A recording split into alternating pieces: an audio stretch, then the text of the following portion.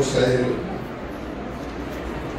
काही विस्तार लोककला प्रतिष्ठा यांच्या वतीनं या ठिकाणी अनेक वर्षापासून आपण आयोजित करतो. अशा प्रकारे काव्य संध्या म्हणजे खेळीची संध्याकाळ हा कार्यक्रम आपण आयोजित केला आहे. या कार्यक्रमाचे प्रमुख अतिथी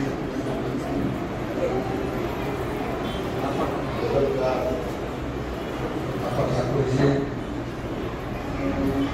दुसरे कवी सांगोल्याचे शिवाजीराव बनकरजी, मंगळवारचे सुनीलजी गंगाजी, आपल्या इथं सिकंदर उद्यावरची यांना शब्दप्रभू म्हणतो. अशा आमच्या छोट्या भगिनी ज्योतिताई पाटमध्ये यांनी एक कार्यक्रम आयोजित केला. त्यातले स्नेही चंद्रकांत बाबू, नाना पटेल, त्यांचे कुटुंबीय, आपण उपस्थित असले सर्व कविप्रेमी बरोबर फार आपला वेळ घेणार नाही. आपण ज्या कार्यक्रमाला तो कार्यक्रम बाजूला राहायचा, मध्यंतरचा काय कार्यक्रम चालू झाला असे कदाचित आपल्याला वाटते. मी आपला फार वेळ घेणार नाही. आणि मी पहिल्यांदा सांगितलं ज्योतिषाला की तुम्ही बोलणार तर तुम्ही अजिबात बोलणार. त्यामुळे हे आपली परिवार कदाचित रणजित, डॉक्टर सागर हे तिसरी पिढी असेल की समाज राजकारणापेक्षा समाजकारणाला महत्व देणार नाही.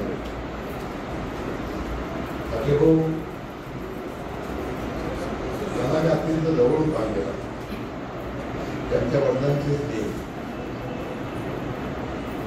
राजकारणी, परंतु राजकारण समाज प्रबोधन करून लोकांचं परिवर्तन करण्याचा त्यांना शिकवला हे वेगळा होता. म्हणून त्यांना मुंबईसह संयुक्त महाराष्ट्र जो झाला त्याच्यामध्ये आपण सुद्धा हात आला.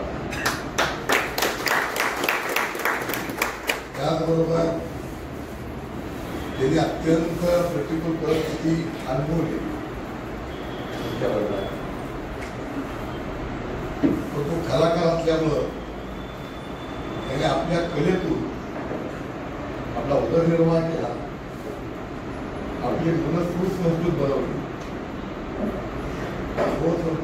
संस्कृत मुलांच्या माध्यमातून प्रपंच मोठा आवडला. हे करत असताना त्यांनी समाजकार्य त्याची भाषणं जास्त असायची. तिने जवळून ऐकले भाषण आहे. अशी अतिशय विरोध अशा प्रकारचं भाषण भाटे बोलत असायचे. अशा प्रकारे लोकांना हसवत खेळवत प्रफुल्लित करत लोकांचं मनोरंजन केलं, लोकांना प्रबोधन केलं आणि त्याचबरोबर आपला जो हेतू आहे तो साध्य करण्याची कला मध्ये नक्कीच त्याला पुढे या त्यांच्या मुलांनी त्यांच्या नात्याने चालू केली.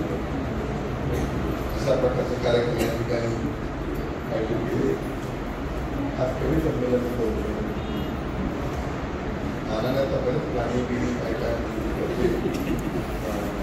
अर्थ जो सांगितला नाणे तुम्ही शिकवता का ते तुम्ही शिकवत असाल तर आम्ही बघत चला सांगू. गाणे ऐकत जाऊन आम्हाला संध्याकाळी प्रबोधन केलं.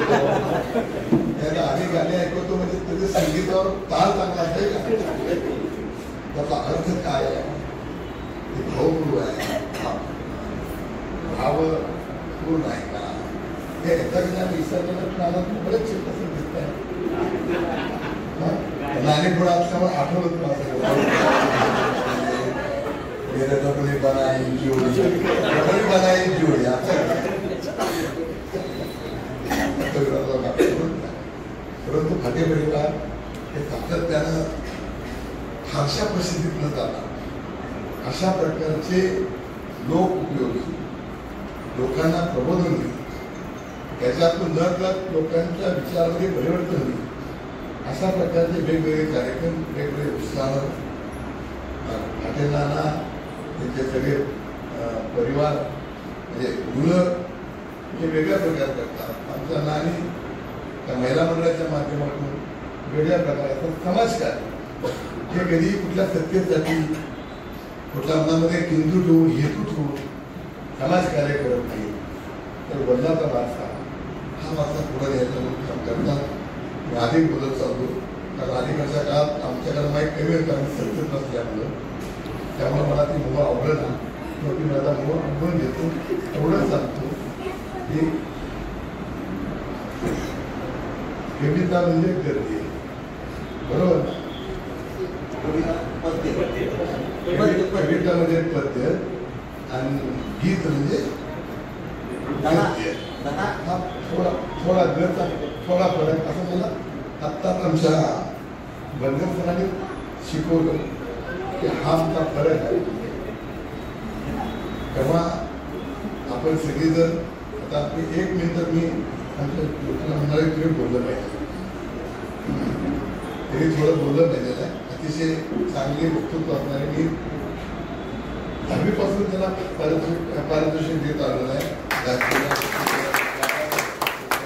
आम्ही कोल्हापुरात सुद्धा काय काय वक्तृत्व स्पर्धा होत्या त्या अतिशय उत्तम प्रकारचं वक्तृत्व त्याला जन्मतच कदाचित आलेलं आहे पण मेहरबानी करून इथं आम्ही पुढं तुम्हाला सुषमा खांदारी दिसायची आणि आपण मित्र पक्षाच्या समजून काहीतरी तिसरंच व्हायचं ते मेहरबानी करून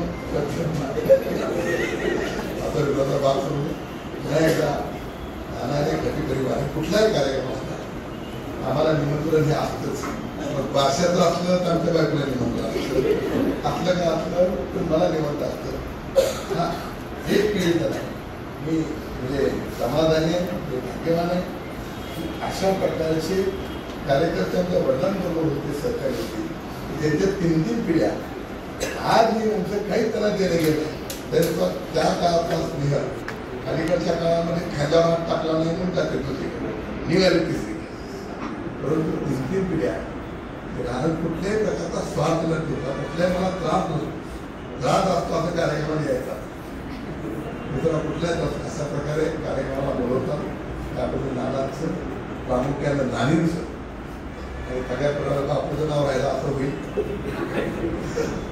बापूंचं त्यांच्या परिवारातून मनपूर्वक आभार मानतो माझ्या 2 शब्द संपवतो